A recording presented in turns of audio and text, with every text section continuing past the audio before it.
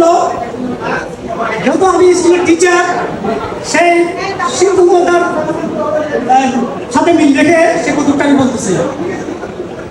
এক বিদ্যালয় পরিদর্শক একটা স্কুলে বিদ্যালয়ে পরিদর্শন করতে গেলেন।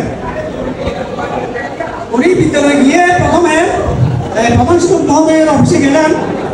সেখানে গিয়ে বললেন, হেডমাস্টার সাহেব, আমি প্রত্যেক শ্রেণীতে গিয়ে রুম পরিদর্শন করবো, আমাকে একটু সহযোগিতা করুন। হেডমাস্টার সাহেব কি বললেন, হ্যাঁ ঠিক আছে, ওকে স্যার চলেন।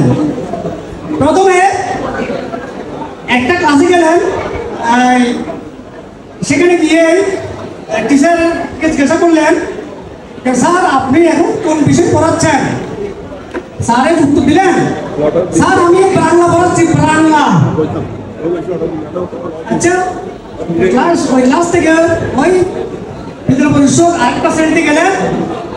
ওই শ্রেণীতে গিয়ে স্যারকে জিজ্ঞাসা করলেন, স্যার আপনি কোন বিষয় পড়াচ্ছেন? তখন স্যারে বললো, আমি বিজ্ঞান পড়াচ্ছি, বিজ্ঞান।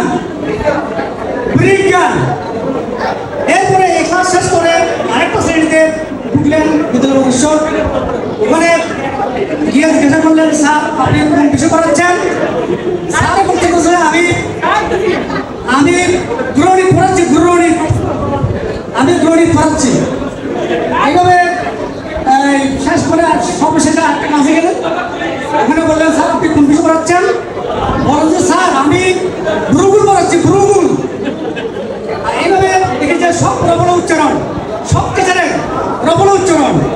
এখন বিদ্যালয় পরিদর্শক সম্পূর্ণ শ্রেণী পরিদর্শন করে অফিসে আসলেন। হেডমাস্টার সাহেবকে বললো, হেডমাস্টার সাহেব, আপনাদের কোনো স্যার বাংলা পড়াচ্ছেন, কেউ বিজ্ঞান পড়াচ্ছেন, কেউ গণিত পড়াচ্ছেন, কেউ ভূগোল পড়াচ্ছেন, এই ধরনের উচ্চারণ কেন? বলছে, স্যার এটা আমাদের স্কুলের শিক্ষকদের অভ্যাস, এটা আমাদের স্কুলের শিক্ষকদের অভ্যাস। এখন শেষ পরিশ্রম করলো, সবাইকে রবল উচ্চারণ করতেছে, আমি একটু রবল উচ্চারণ করি, ব্রেশ এটা বলে শেষ করলো। ধন্যবাদ সবাইকে, ধন্যবাদ।